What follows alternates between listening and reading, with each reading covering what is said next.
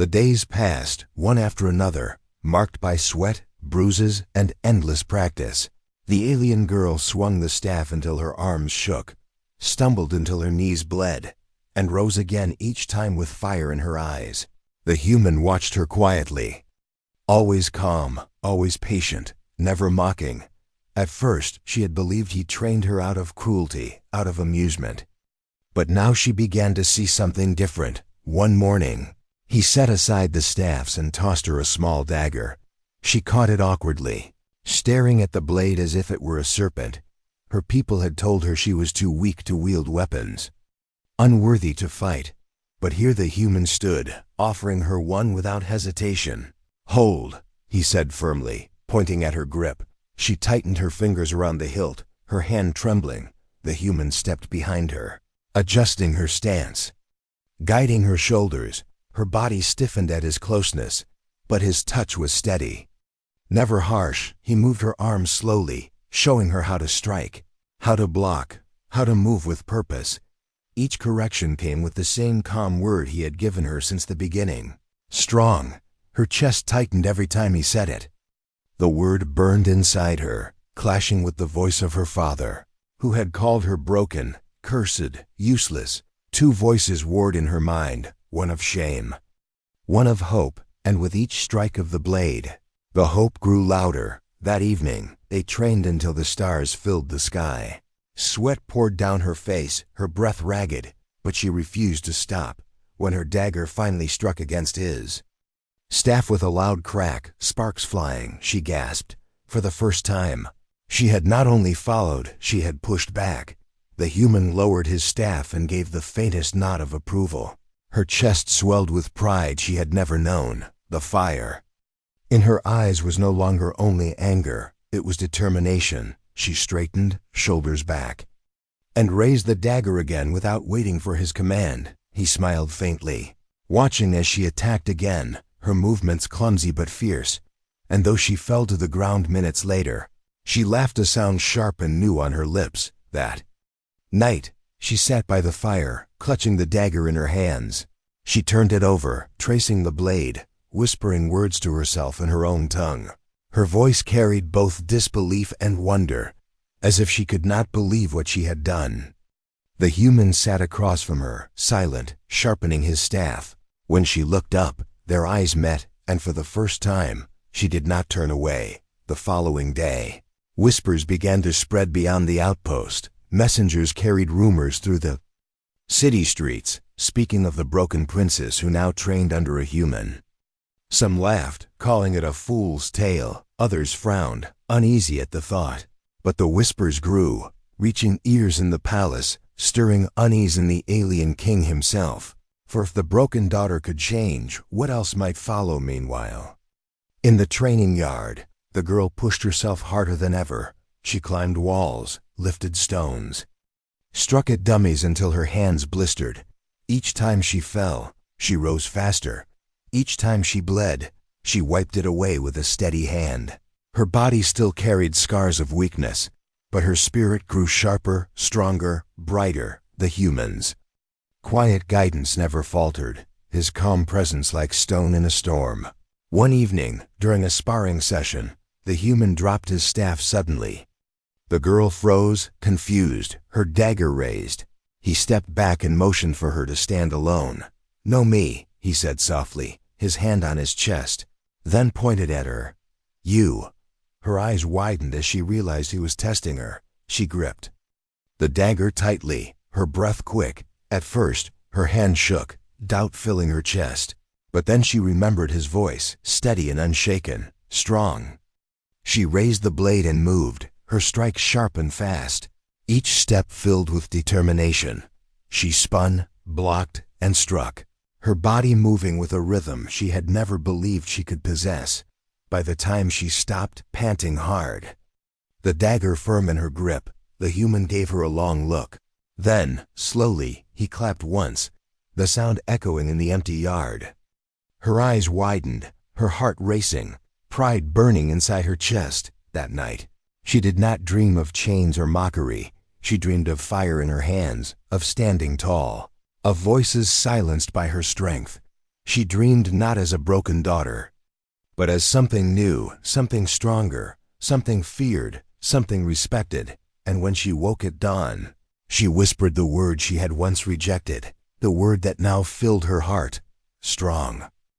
The next morning came with a pale sun that barely cut through the mist surrounding the outpost.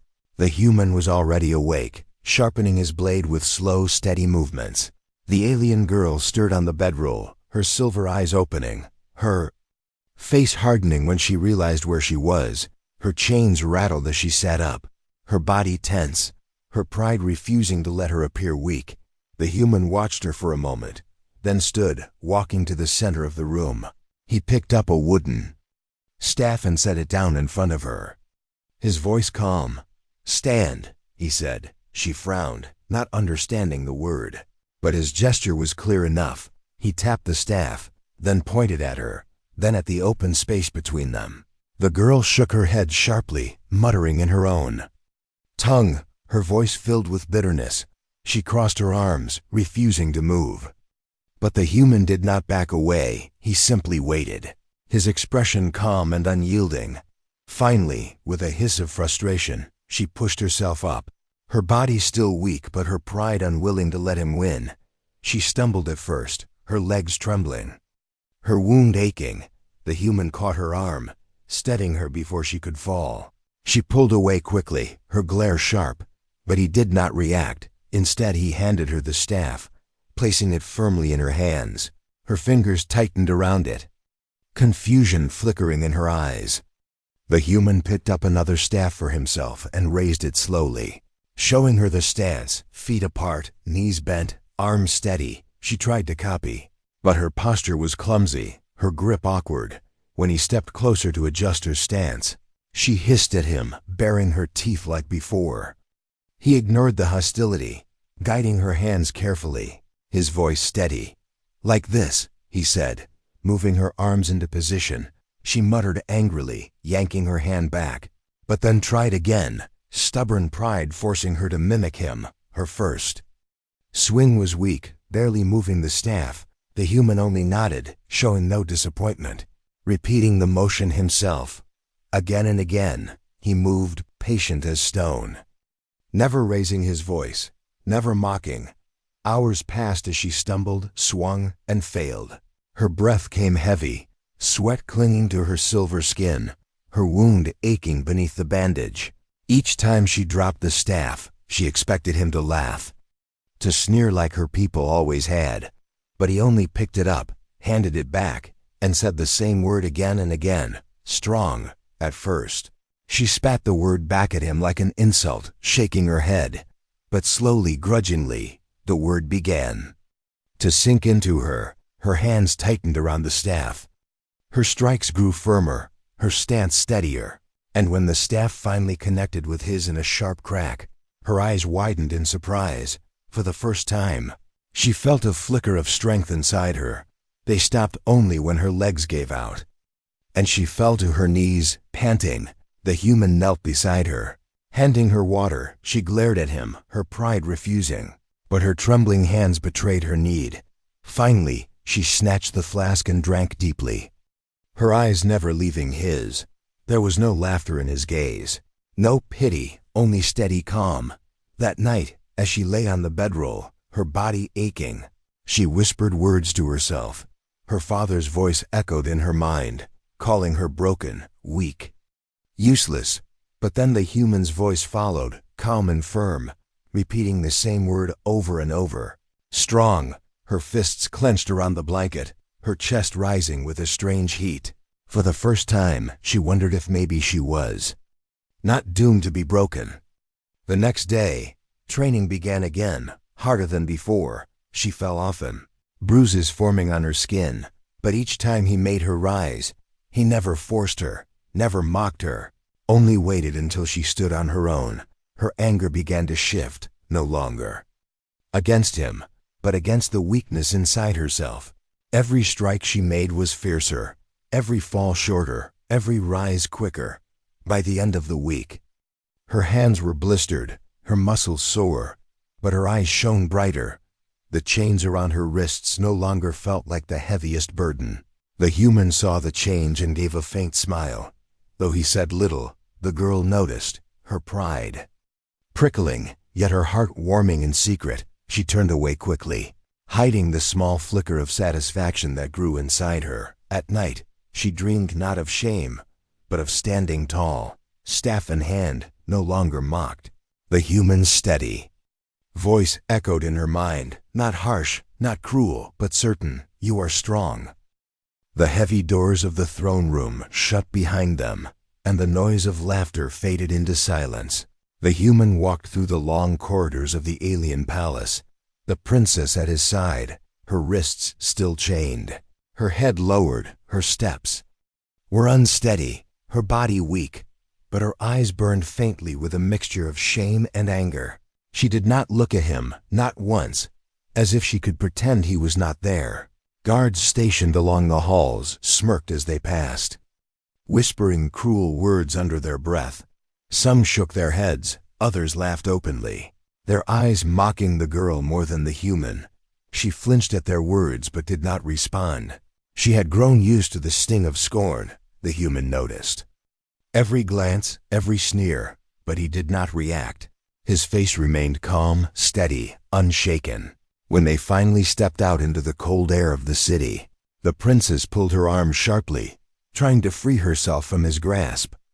"Let me go," she hissed in her language, though he could not understand the words. Her expression said enough. She despised being dragged along like property. The human released her arm at once, surprising her, his eyes calm, his voice low. "You are free to walk," he said. Though she did not know the meaning, his tone was enough. She blinked at him, confusion flickering in her gaze, then turned away and walked beside him in silence. Her chains rattled with each step, a reminder of the humiliation forced upon her. To her, the human was no savior, only another captor. Another figure who would remind her of her weakness. She had been called broken since birth, too fragile to fight, too small to command respect. Her father had given her away not out of kindness, but to rid himself of shame. The human led her through the narrow streets, his destination a small outpost near the edge of the city. Inside, the building was simple, nothing like the shining halls of the palace. A small fire burned in the corner, a bedroll was spread against the wall, and supplies were stacked neatly. It was not much, but it was shelter. He motioned for her to sit, but she refused, standing stiff, her chin lifted in defiance. He sighed and began removing his armor piece by piece, his movements calm and practiced. The girl's eyes flicked toward him, watching quietly when he unrolled a clean cloth and set out food on a small plate. She hesitated. He pushed the plate toward her, but she crossed her arms, her eyes narrowing. She muttered something under her breath, her tone sharp, accusing. The human only shrugged, taking a piece of the food himself and eating it slowly. After a long silence, her hunger betrayed her, and she snatched a piece, chewing quickly, refusing to meet his gaze. Hours passed, the fire crackled softly, and the girl finally sank down against the wall, her energy fading. She wrapped her arms around her knees, staring into the flames. The human watched her quietly, noticing the way her hands trembled, the way her shoulders hunched as if carrying a weight far heavier than chains. At last she spoke again, her voice softer this time, almost hesitant. The words were her own language, incomprehensible to him, but her tone told a story. She pointed at her chest, then at the floor, muttering words with bitterness. Her hand curled into a fist as she spoke, her eyes glowing faintly with anger. The human tilted his head, trying to understand. Though he did not know her words, he recognized her pain. It was the sound of someone cast aside, someone forced to believe they were nothing. When she finished, her voice broke, and she turned away, ashamed of the weakness she had shown. The human did not move closer. He only said one word, slow and calm, pointing at her. "Strong." She frowned, her eyes narrowing, not understanding. He repeated it, this time tapping his chest, then pointing at her again. "Strong." Her lips parted, confusion flashing across her face. She shook her head fiercely, muttering angrily, rejecting the word, rejecting the idea, but the human did not argue. He only leaned back, repeating it once more, steady and calm, strong. The girl glared at him, her pride fighting against the word. But inside her chest something stirred. No one had ever said it to her. No one had ever looked at her and spoken it without mockery.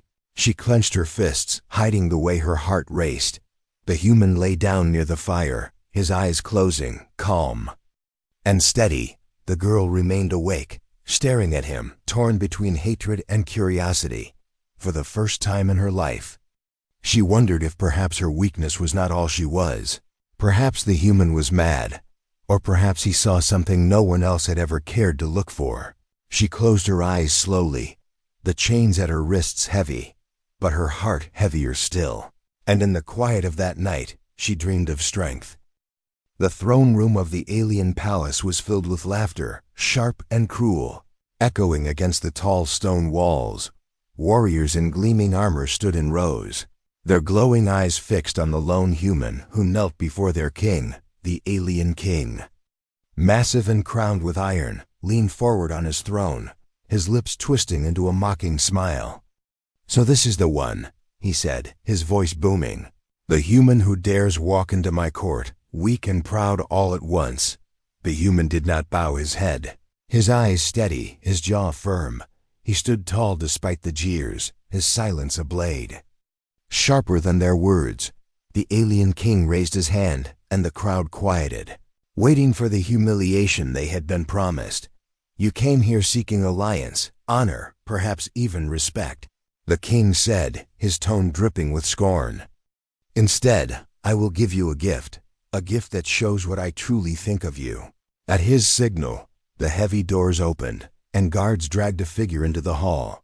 She was a girl, slender and pale compared to the other aliens, her steps unsteady, her head lowered, chains rattled around her wrists. Though she did not resist, her eyes dull with shame, the king spread his arms wide, his laughter rising again. "My daughter," he announced. "My broken daughter, useless to me, a shame to my bloodline." Gasps rippled through the hall, though none dared to question him. The girl lifted her head slightly, revealing eyes filled not with fire but with quiet pain. Her body trembled as she stood before the human, her weakness clear for all to see. The alien king sneered, pointing at her with disdain. "Take her, human. She is yours now, your prize, your curse, your mockery." The crowd erupted with laughter, voices clashing in cruel delight. They shouted insults, calling her broken, calling him foolish. But the human did not laugh. He did not show anger. His face remained calm, unreadable. He stepped forward, his eyes meeting the girl's for the first time. In her gaze, he saw not weakness, but a spark, buried and hidden, waiting. The king leaned back on his throne, his laughter rumbling deep. "You see, human, this is what I think of your kind. You are fit only for what is broken, what is cast aside." The human's hand twitched at his side, but he did not reach for his weapon. Instead, he spoke, his voice low but clear. "I accept." The laughter stopped for a heartbeat, shock flashing across alien faces. Then it returned louder than before, echoing through the chamber. The alien king's smile widened, pleased with the humiliation he thought he had created. But the human's calm words carried weight that no laughter could erase. The guards shoved the girl toward him, and she stumbled, nearly falling. The human caught her arm gently, steadying her. She flinched at his touch, expecting cruelty, but his grip was steady and firm, not harsh. The king chuckled, his eyes glittering with mockery. "Take her then, human. See what you can do with the broken." The girl's lips parted as if to protest, but no words came.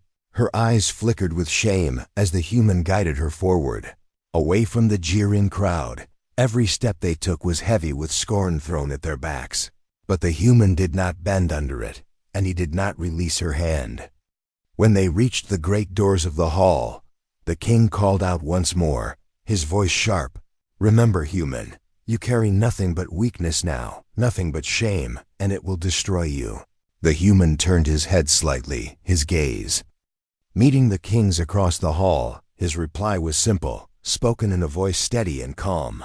We will see. The doors closed behind them, silencing the laughter. The girl pulled her arm back, glaring at him with a mix of anger and confusion. Why? She whispered in her own tongue, though he could not understand the words. But her expression said enough. Why would you take me? Why would you accept this? The human met her gaze, his eyes calm. You are not broken, he said softly. Though she could not know the meaning, still, something in his tone made her pause. Her anger faltering, her heart uncertain. Outside the throne room, the air was cold, the city dark with shadow and smoke. The human guided her through the streets.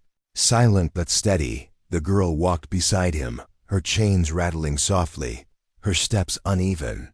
And though she did not know it yet, the mockery of her father had given her not to weakness, but to change.